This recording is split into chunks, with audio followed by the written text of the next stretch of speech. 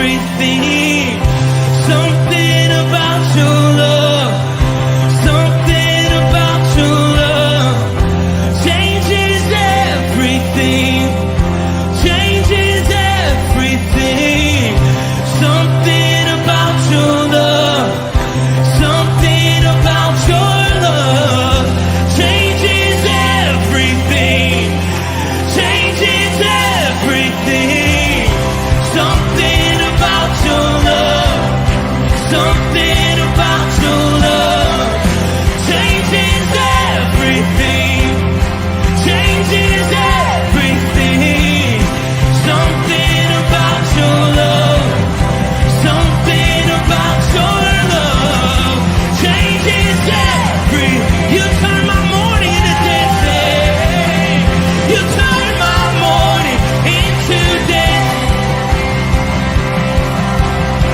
You turn my morning into dancing. You turn my morning into dancing. 'Cause your love changes everything. Your love changes everything. You turn my morning into dancing.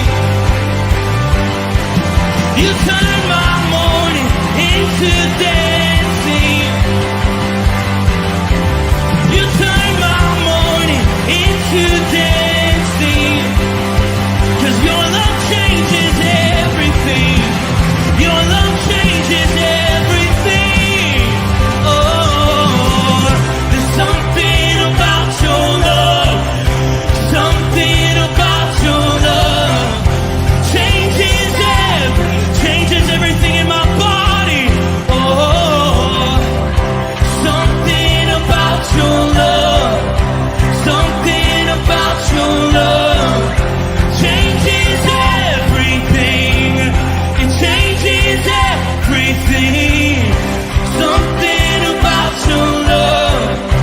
Something about your love changes everything. It changes everything. Something about your love. Something about your love changes everything. Changes everything. Something about your love. Something about your love changes everything. Something about your love. Something about your love changes everything. Changes everything. Something about your love. Something about your love changes everything. Changes everything. Something about your love. Something about your love changes everything. You turn my morning into dancing. You turn my morning into dancing. You turn my morning into dancing. You turn my morning into dancing. You turn my morning into dancing. Something about your love. Something about your love changes everything. Good morning, Rooted Men. Happy and blessed Thursday morning. Pastor Tom, Firmly Rooted Church. Great to have all of you. We're looking at 2 Corinthians chapter 9.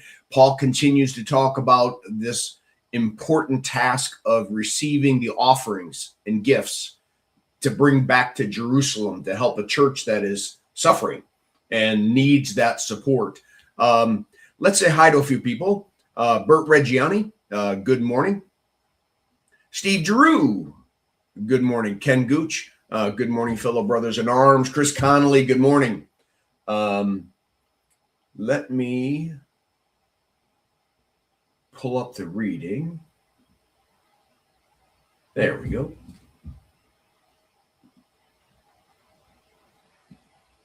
The cheerful giver. That I guess is a title that could be just pondered for a little bit. Are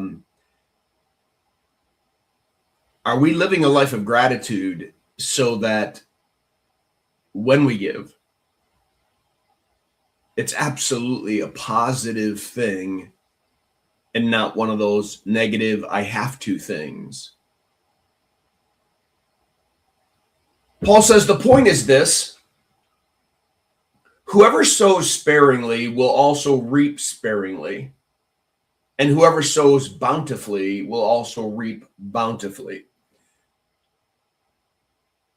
We talked about this in our executive board meeting yesterday, the idea as to whether we're open-handed or closed-handed, right? Do I understand that everything that I have has come from him? So I don't own anything. I don't control anything. I'm not in charge of anything. I'm a steward of what he gave me. And hence, I ought to be open-handed, using my gifts and talents openly, bountifully. And the more that I do that, the more that he'll bless. And the more that I do that, the more that he'll bless, because he's a good steward himself. Close-handed, well, nothing else can go in because nothing's coming out.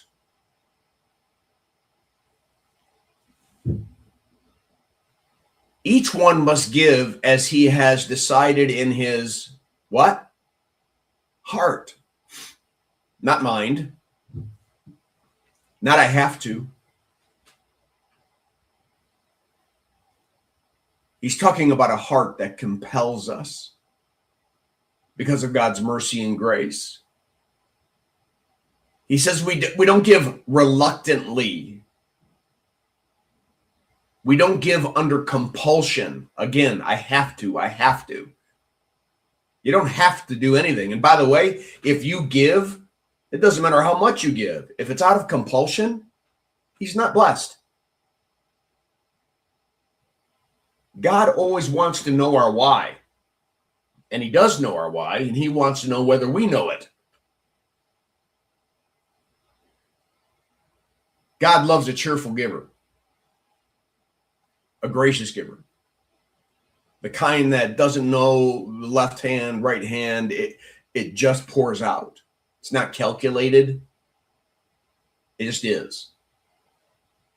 And God is able to make all grace abound to you, so that having all sufficiency in all things at all times, you may abound in every good work. The idea is when the heart's in the right place, not just stewardship, but everything starts to align itself. As it is written, he has distributed freely, he has given to the poor, his righteousness endures forever. He who supplies seed to the sower and bread for food will supply and multiply your seed for sowing and increase the harvest of your righteousness. Don't forget who's the provider. He is. We're the stewards of what he gave us. Verse 11, you will be enriched in every way, to be generous in every way, which through us will produce thanksgiving to God. For the ministry of this service is not only supplying the needs of the saints, but it is also overflowing in many thanksgivings to God, supplying needs for the saints. The church that started this whole thing, the Jerusalem church, is under heavy persecution. And now those who are being converted out there, even Gentiles, are freely giving to support the church, who loved them enough to send Paul and Titus and Timothy out to do the work of the ministry. By their approval of this service, they will glorify God because of your submission that comes from your confession of the gospel of Christ and the generosity of your contribution for them.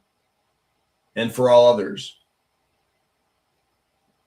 While they long for you and pray for you because of the surpassing grace of God upon you, thanks be to God for his inexpressible gift.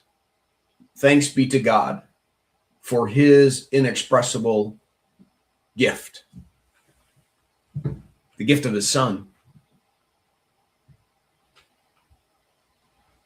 Everything's a gift, isn't it?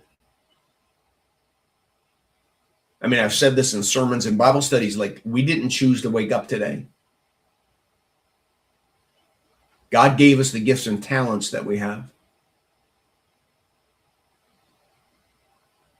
He could call us home tomorrow.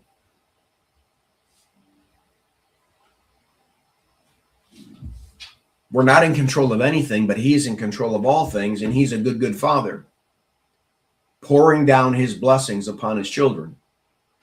We acknowledge those blessings. We acknowledge that pouring down. We acknowledge his extravagant love and his giving. And we thank him.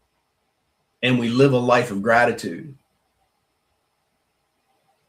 giving from what we have to support those who have not, so that they might come to know Christ, experience his richness, his lavish love, and his giving, and then someday turn around and give to another. It's a cycle that we all need to be living in. All right, I will leave it at that. Blessings on your day. Make it a firmly rooted day, and may someone see Jesus in us today. Peace.